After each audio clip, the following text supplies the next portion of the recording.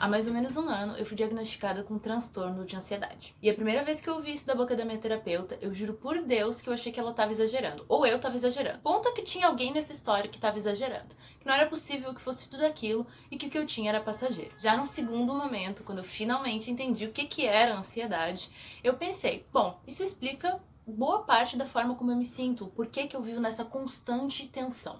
Em seguida, quando eu entendi tudo aquilo, veio o medo. Medo de ter sido diagnosticada com uma doença mental. O medo de ser considerada louca pelas pessoas. Medo de depender a minha vida inteira de medicamentos que me impediriam de ser eu mesma. Só que hoje em dia eu vi que nada disso necessariamente é verdade. Hoje, depois de fazer as pazes com a minha ansiedade, com todos os meus monstros, eu realmente não me sinto mais com medo. Oi, meu nome é Marina, essa aqui é a Lili, meu cristal da sorte, e hoje eu vou falar um pouquinho sobre como é viver com ansiedade. Eu gostaria também de deixar bem claro que é a partir da minha perspectiva, porque cada pessoa tem uma experiência única com a ansiedade. Além disso, eu também queria deixar bem claro que o que eu vou dizer aqui é, novamente, a minha experiência. Eu não sou terapeuta, não sou psicóloga, e se você sente que você precisa de ajuda, eu super te encorajo a buscar. Dito isso, vamos pro vídeo. Primeiramente, eu acho que a gente precisa entender o que é ansiedade. Pelo menos isso fez toda a diferença do mundo pra mim. Ansiedade não é ter pressa.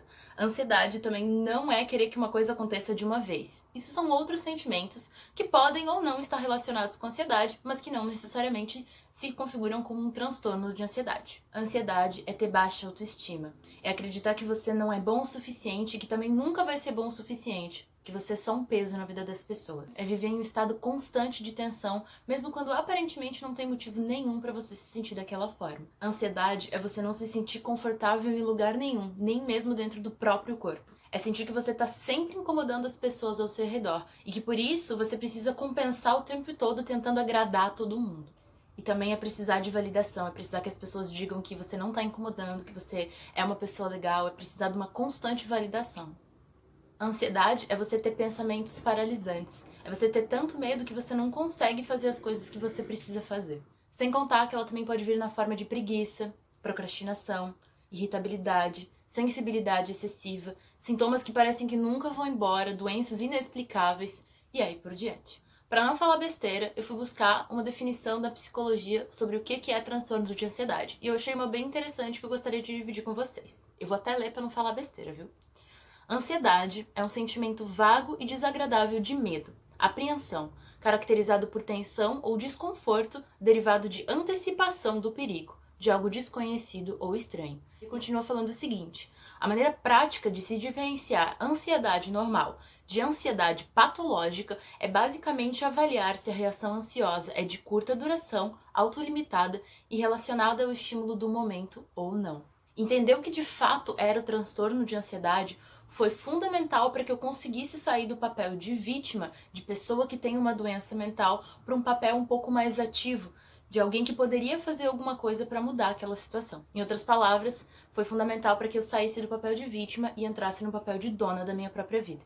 Foi absolutamente essencial para que eu conseguisse fazer as pazes com aquele diagnóstico que num primeiro momento foi completamente aterrorizante para mim. Foi quando eu finalmente entendi que ter transtorno de ansiedade não me tornava menos do que ninguém, não me tornava incapaz de nada e também não me tornava vítima de coisa nenhuma. Mesmo assim, eu tive dias que não foram nada fáceis. Às vezes, uma situação aparentemente inocente era um gatilho enorme para mim e desencadeava um monte de reações tanto na minha mente quanto no meu corpo que eu não conseguia controlar. E essas reações faziam com que eu me sentisse indefesa, paralisada de medo mesmo. Às vezes elas também me faziam dissociar ou chorar descontroladamente durante vários minutos. Ou com que eu me sentisse absolutamente incapaz de levantar da cama e interagir com as pessoas. Por conta disso, eu realmente precisei tomar remédios por algum tempo.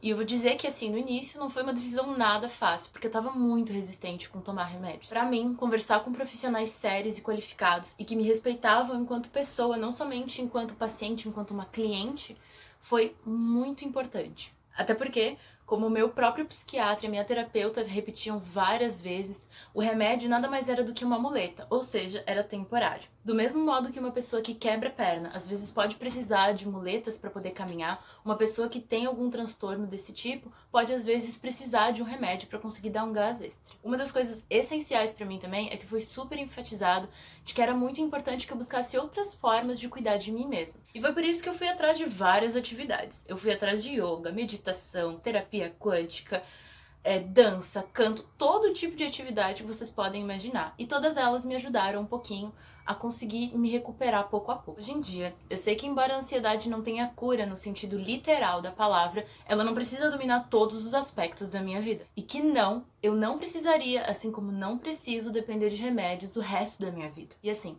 eu ainda tenho dias difíceis, mas eu aprendi que com a mesma rapidez que eles vêm, eles também podem ir embora se eu permitir. A cura não é um processo linear. Ela não é igual todos os dias e nem todos os dias a gente vai estar no auge. E tá tudo bem também. Por isso, quando a crise vem, tudo que a gente pode fazer é deixar ela passar, é nos respeitar. Como diz a minha terapeuta, o que a gente pode fazer nesses dias é nos acolher, é acolher a nossa criança interior e dizer que tá tudo bem. Hoje em dia, eu sei de certeza que a ansiedade não me define, da mesma forma que não define ninguém. Ter um transtorno de ansiedade não é uma sentença definitiva. Não é algo vergonhoso e também não é algo que a gente precise temer. Se a gente deixar, a ansiedade pode ser uma parte bem pequenininha de quem a gente é.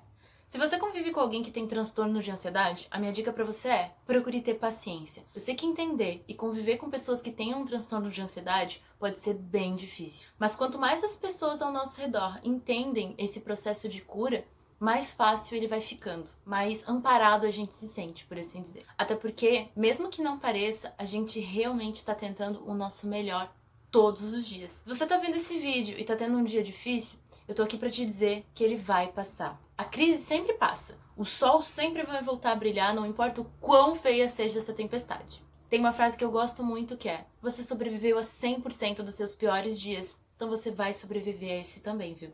Bom, por hoje é só.